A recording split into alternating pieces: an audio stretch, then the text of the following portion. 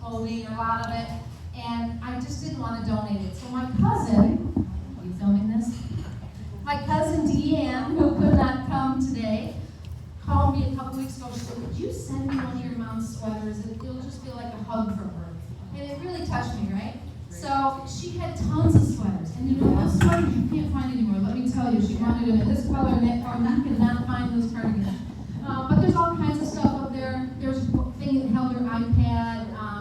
I just didn't want to do it. If anyone wanted any of it, I would love for you to have it. Let's put it that way.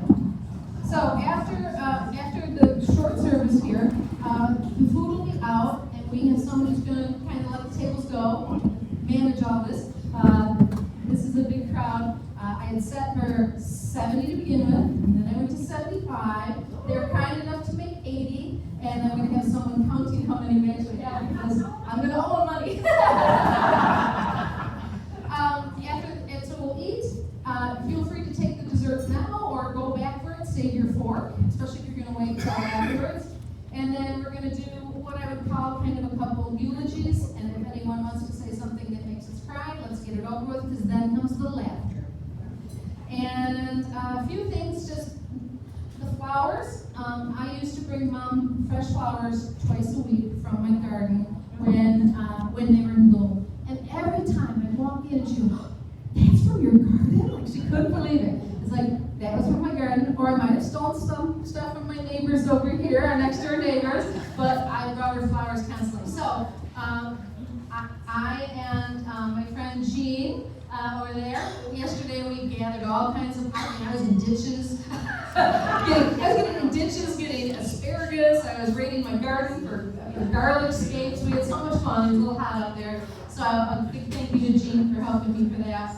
I'll make a few more interesting things after lunch. So first of all, this couple are Henri and Don Peters, is that right? So they would come to Sunrise, and they still do, and they do a non-denominational church service, which Mom went to hopefully pretty religiously. Non-religious. And Henri, you also led Bible study. Yes. Which Mom had done after the divorce. She went to Bible study and she enjoyed it, and then fell away from it. But she enjoyed having right in her assisted living. So I'm going to give this to them, and when we're all done, my friend Hugh, he's going to tell the tables in order to go. And then afterwards, like I said, eulogies and stories, and we are going to have a great time. All right. For allowing us the privilege of being here.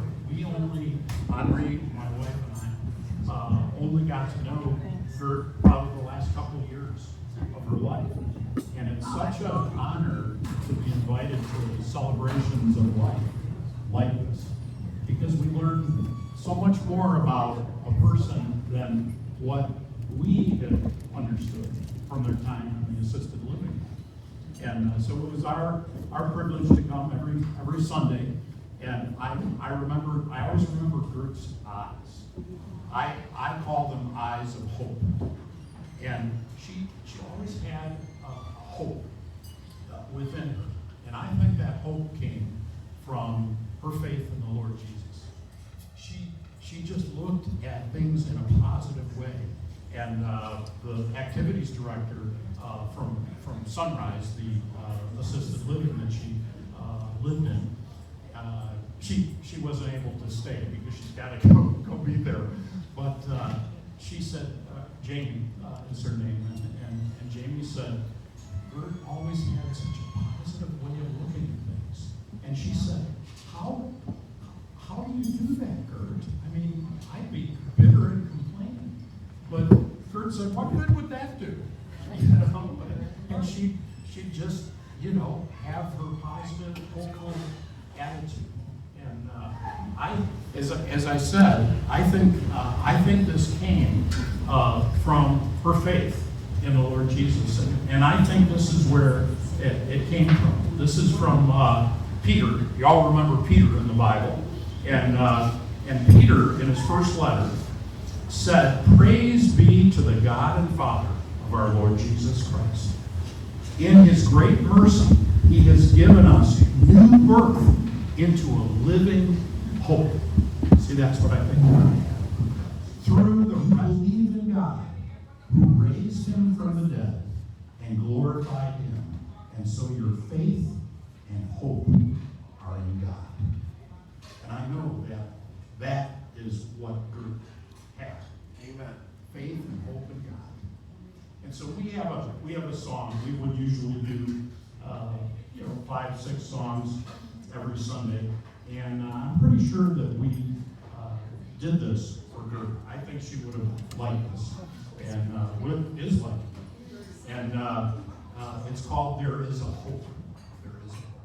There is a hope that stands the test of time, that lifts my eyes beyond the bending grave, to see the matchless beauty of a day behind when I behold his face.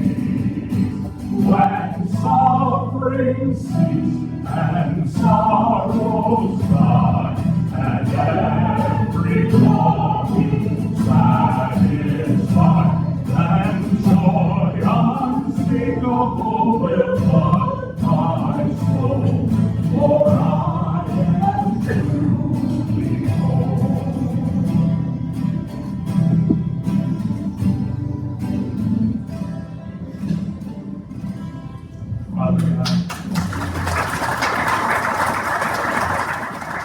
Father God, we thank you for being able to celebrate the life that you gave her. And we thank you for the eternal life that you gave her. That she is with you now and sees you face to face in unspeakable joy. And we are grateful for the memories that we have of her life.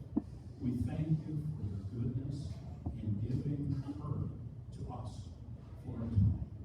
We thank you for the marvelous privilege of knowing her and of knowing you, Lord Jesus. Lord, we thank you for this special celebration, and we pray your blessing on the food and the hands that prepare. Thank you that every good and perfect gift is from you. Thank you for your love for us, by giving us your Son. Amen.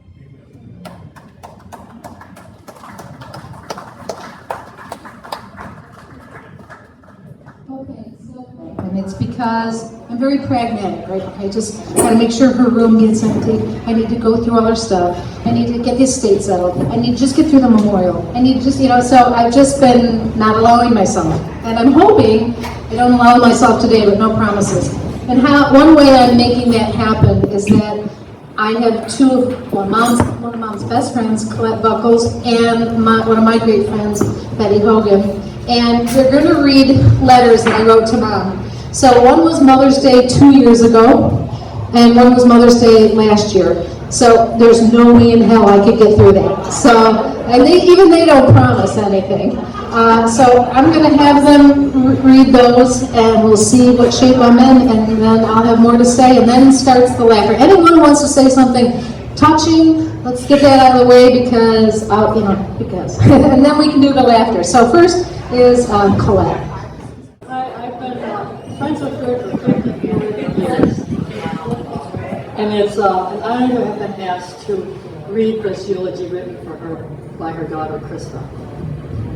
First of all, I haven't seen anybody make a toast to her, so let's toast her. A life well lived. And a treasure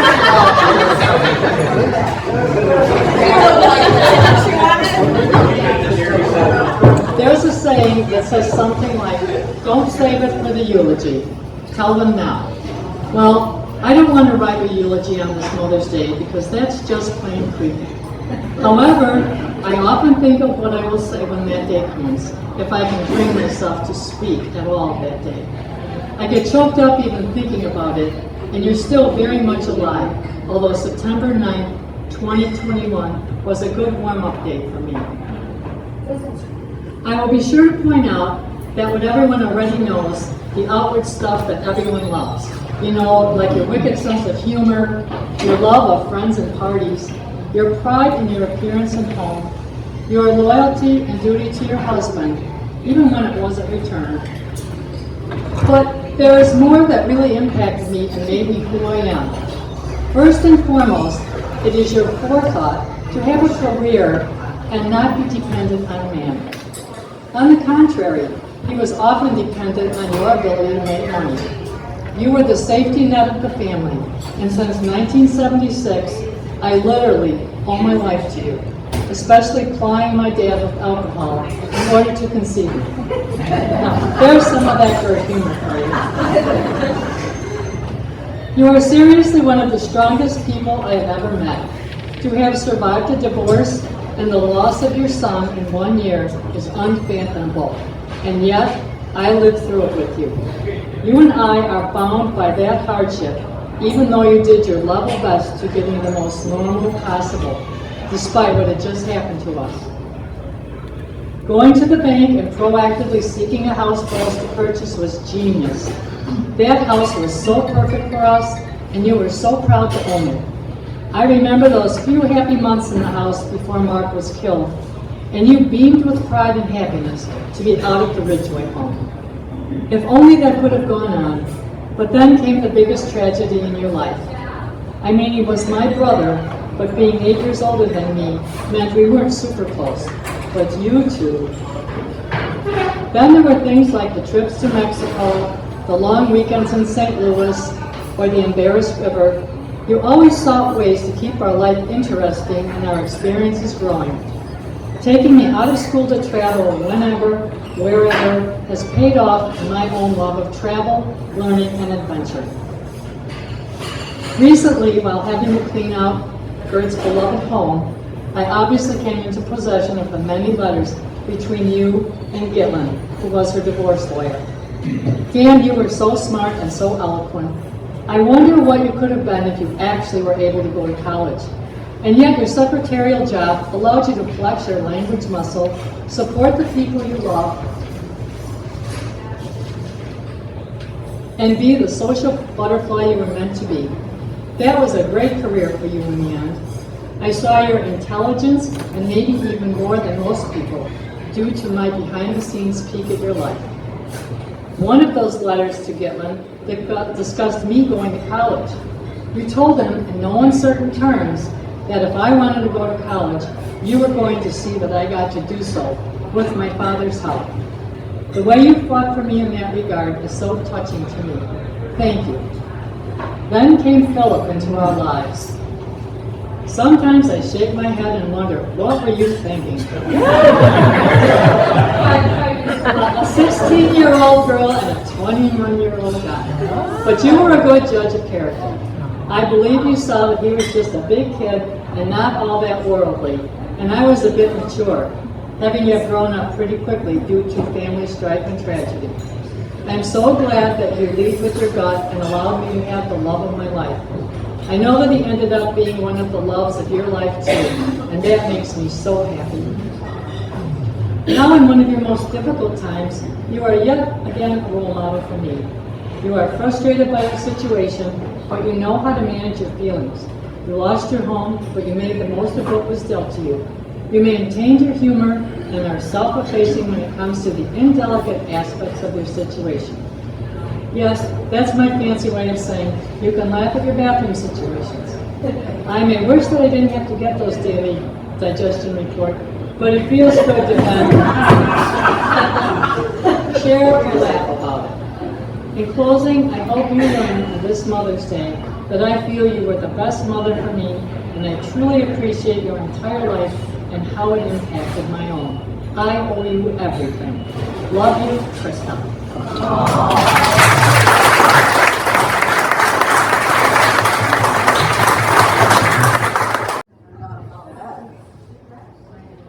I'm really honored to read this letter from Krista last year to Gert.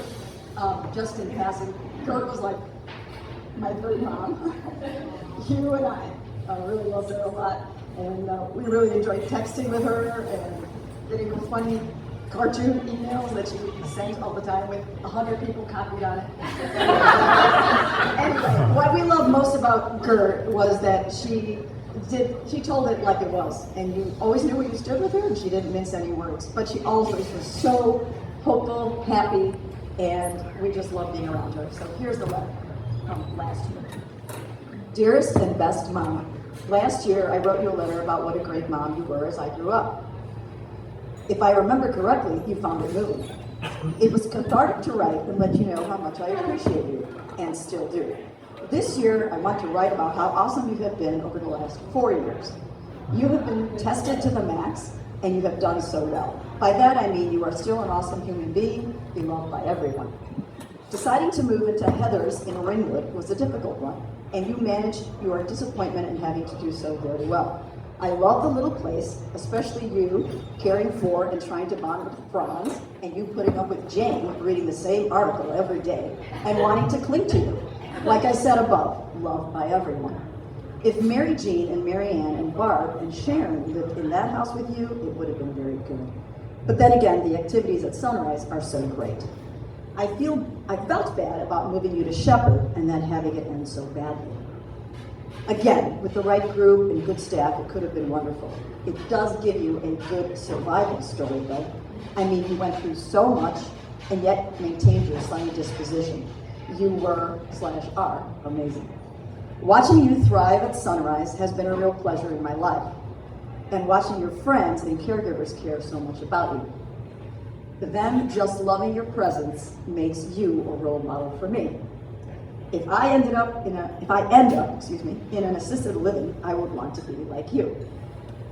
Then I think of all the trips to the hospital, a bleeding ulcer, also due to me taking you to my stupid neurologist, a heart attack, COVID, and leg gashes. I think I'm even missing one major event. Regardless, you have been through so much and you handle each of these events with such grace too.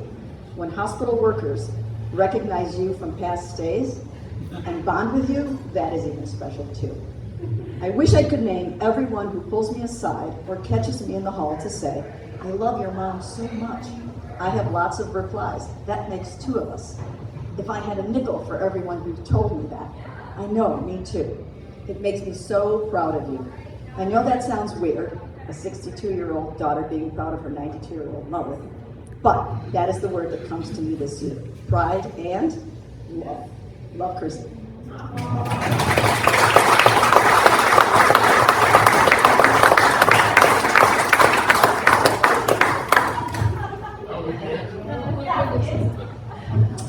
So that last part about her going to the hospital is another reason that I'm like holding it together, because every time she went to the hospital, I saw death coming.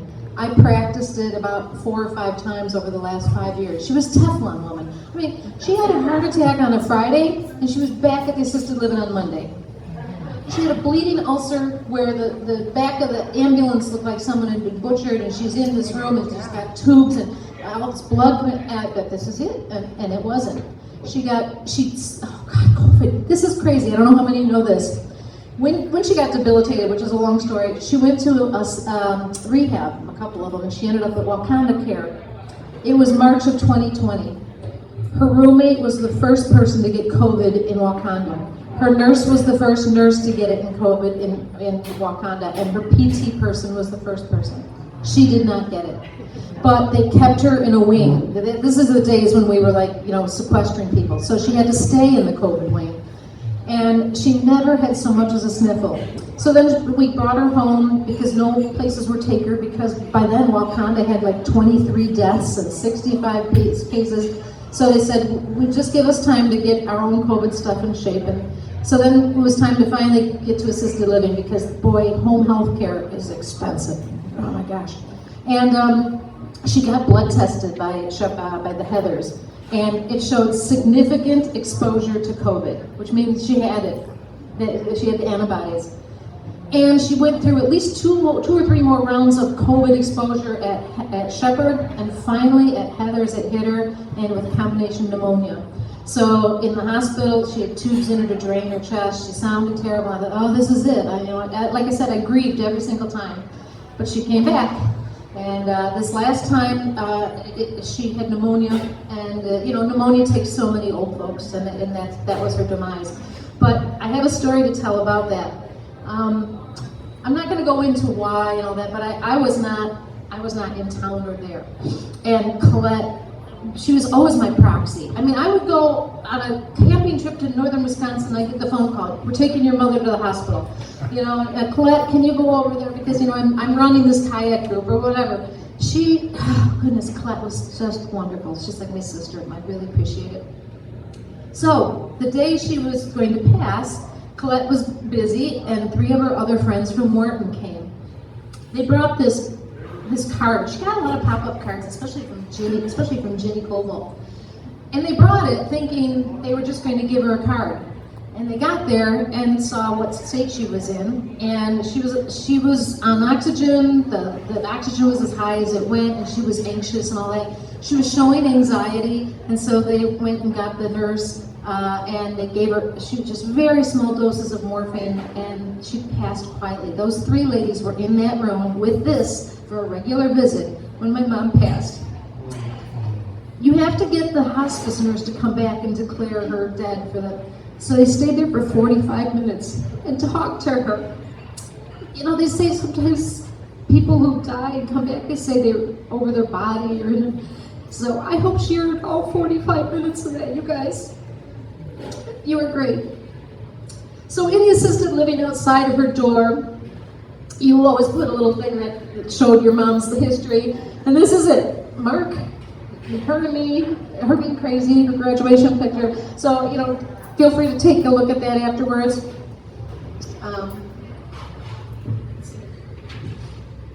Okay, so the urn over there.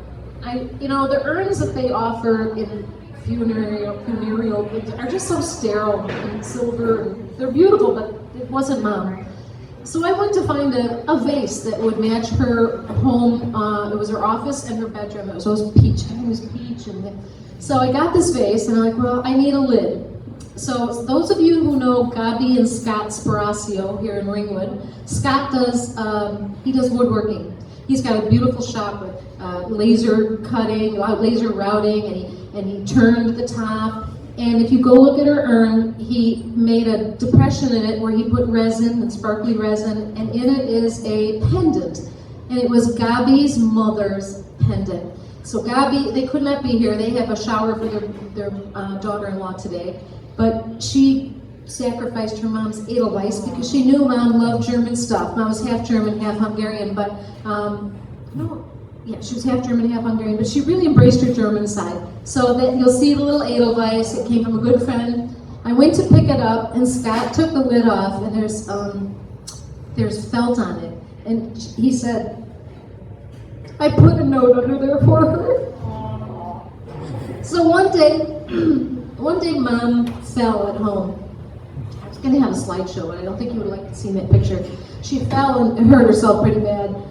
Phil and I could take her to the hospital, but I wanted someone to go right away. And Scott Sparacio is kind of an emergency person. He worked up in Richmond for Bert. So he went over there and got her off the floor and settled her. I think that's the first time he met her. And he just immediately fell in love with her.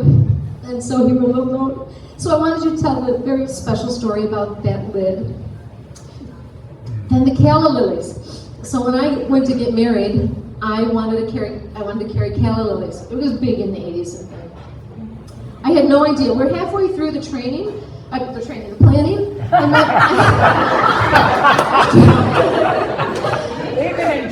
and my mom says, I carried calla lilies in my wedding.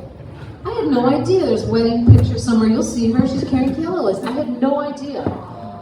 So these calla lilies I grew in my garden thanks to our friends Jan and Bruce Peters. They were here briefly. They had to leave as well. He gave me bulbs last fall. I put them in. They sprung up just the right time. So calla lilies. If you look at the dessert tray, there's calla lilies. So that's kind of our bond on that. Oops. Okay. So yes, I want you to please go get a hug from Gert. Feel free. And I also brought something kind of strange, but it was important for her comfort, and maybe you know somebody who wants this. So I want you to hold this.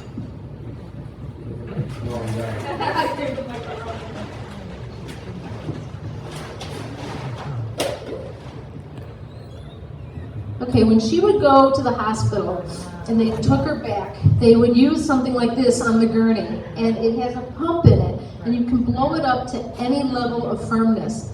So they got her to a room after hospital stay number 1 or 2, I don't know, and they left it under her, and she really found it comfortable to have this extra, it's a waffle kind of thing. So she went to the hospital 5 times, and I have 3 of these. I'm actually keeping one of them for, if I have a backache and I can't say whatever, I'm keeping one. I think I donated one. And if anybody has somebody who's uncomfortable in bed, or someone who gets bed sores or could get, please let me know, and I'd be happy to give this to you. Also, she got new glasses 3 months before she died. She hardly used them because she was starting to get macular degeneration. And they're really cute. She wore them maybe 50 times at most. And so I'm going to put this up by her. And anyone who has prescription and looks good in this, ask your husband, do I look in this? Feel free to take Mom's glasses. They're very cute. They're in perfect shape because she just never really wore them. Up there also are some slippers, and they're like $75 a pair because they're ergonomically really good. The problem is she didn't walk in the end. She always had hope of walking, so we got those for her, and they're barely worn because she didn't walk. So feel free to take out remembrance of Mom in that regard. Okay, so we're going to start with the funny stuff. Mac is married to the mayor here in town. Barb and I worked at Morton for a summer or 2 on maintenance, and we were in our Jeeps and we were patching the holes in the roof, and she taught me how to drive a tractor and all that. So she wrote me a card. She said she wouldn't be able to be here, but she said, "I was saddened when I heard of Gert's passing. She was a light to so many. Her joy was contagious. I always appreciated her kindness and thoughtfulness. After my early divorce, I didn't feel judged by Gert, as was not the case with other people back then. Instead, I felt supported. This encouraged me to get back up, shake off the dust, and move forward with a smile and a sense of humor to boot. I'm forever grateful to that. I feel blessed to have known her and love her." Okay, gotta get to the funny stuff.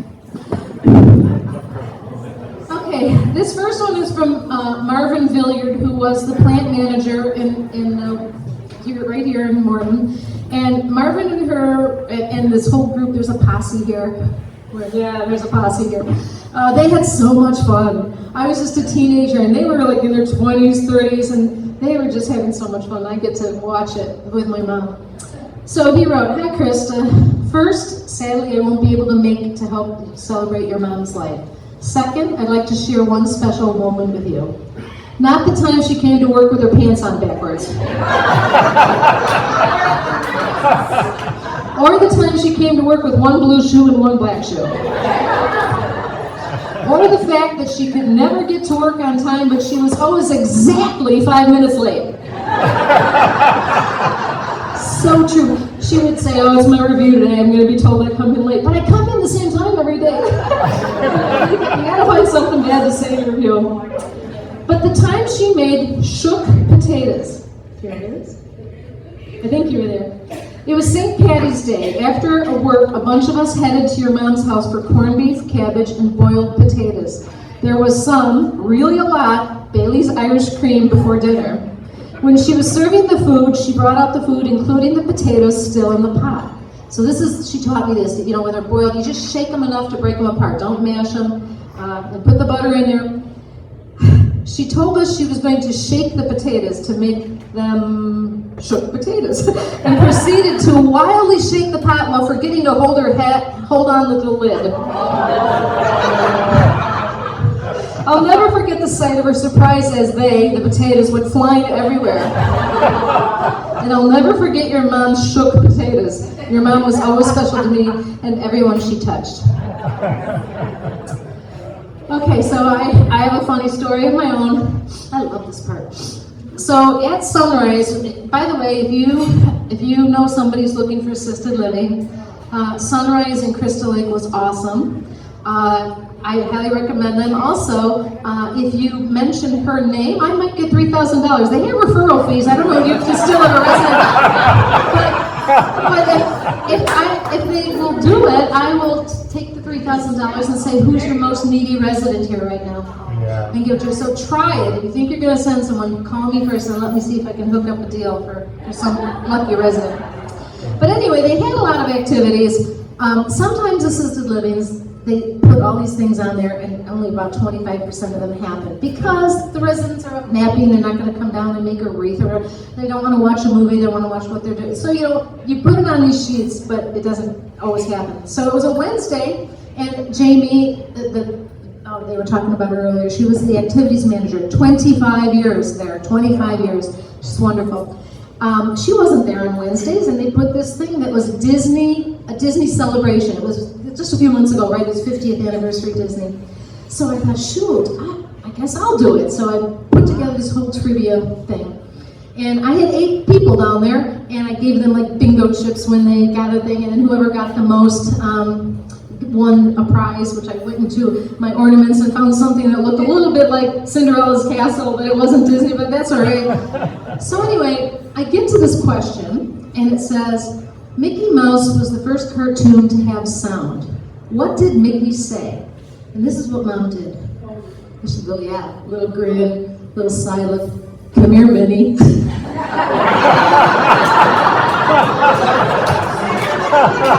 here, Minnie. Come here, Minnie. And she did it with her head cocked and her eyes half, and come here, Minnie. And the 8 people bust up. We could hardly get back to the trivia. We were laughing so hard. And I looked at her, I said, you will never change.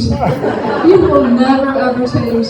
So that's my one funny story. I know somebody who has some stories, and he was our best man at our wedding. His name's Roger Thacker. He went to the Tivoli Lutheran Church with us. He knew my brother. So we often went out with Roger and Kim, just like we did with Betty and Hugh. Mom hung with my friends all the time because she was great. She was like a party trick, So I'm going to give this to Roger now.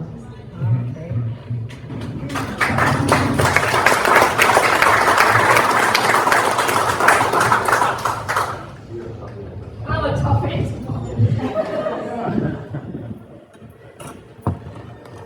Well, everybody here that knew Gertie knew that Gertie was one of a kind.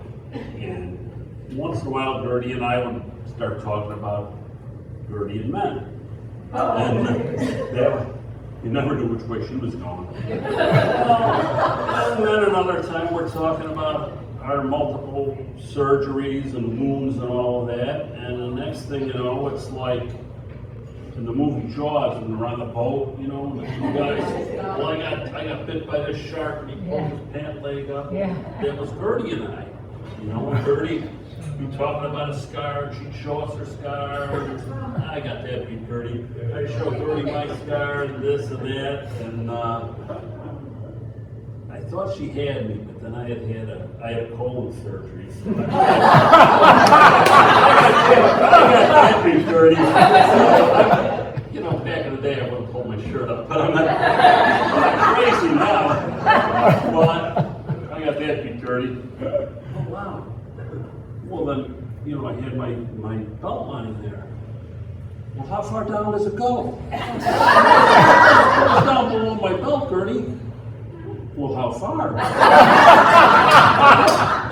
Pretty far. Well, how far? And then I realized I'm going up against the master of the game here. Well, you win, Gert. You win. So that was Gertie and our impression of the Jaws movie. And then back when and by the way, Chris, the Kella lilies, you didn't mention your mom's dress. Oh, yeah. What was it, $25? I don't know, but there were Kella lilies on it. Yeah, she got it at Sears on the sale rack. Her mother of the bride was I think it was $25. But it had Kella lilies. She And was the so dress proud. had Kella lilies on it. I remember that. Anyway, of course, we're at a separate table, the people that were in the wedding and all of that. And some of Phil's co-workers are at a table, big round table at Andre's up in Richmond.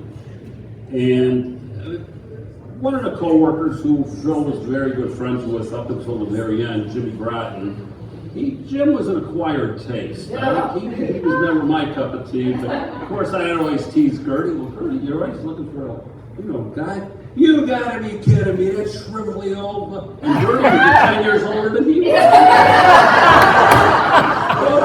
So we had fun with that. So anyway, Gertie and I were talking one time, and as Krista pointed out, her brother and I were the same age, and we went to confirmation together.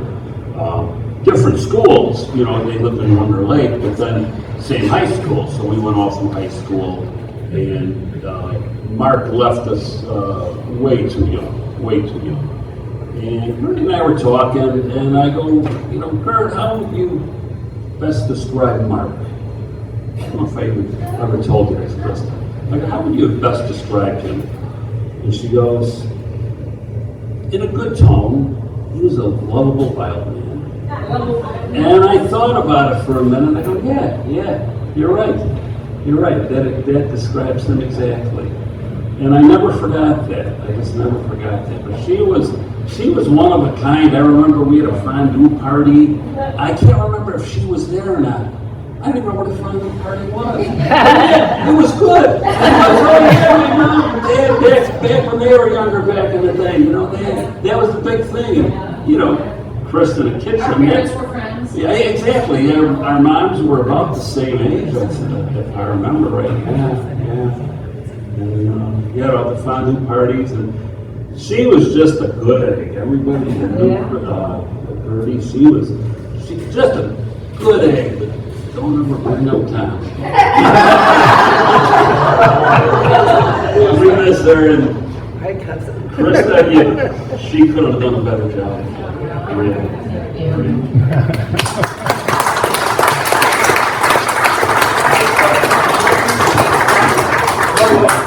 So if there's anyone else who has a funny story or wants to say anything about Mom, open mic. If not, don't worry. They say the #1 fear in the world is public speaking. So I understand that. Feel free to tell me the story. This is I'm holding up. And I remember on one Christmas, my brother and I got an album from Gert. an album. An album. Jim Croce. My brother probably still has it. But always had a smile, and no matter how bad the chips were for her, you never knew that she was ever hurting. So I was always so happy to be around her. And she's watching right now, and God bless you, Mary, for everything you've done.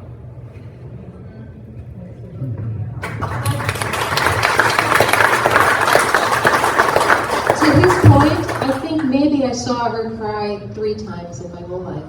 She just was so stoic, right? Now, she might have cried with some of her best friends. Colette might have seen it a little more than I did. She spared me in that regard, so. Anyone else have anything? Otherwise, I'm hold us. Thank yous. I want, what's that? I want to thank Colette.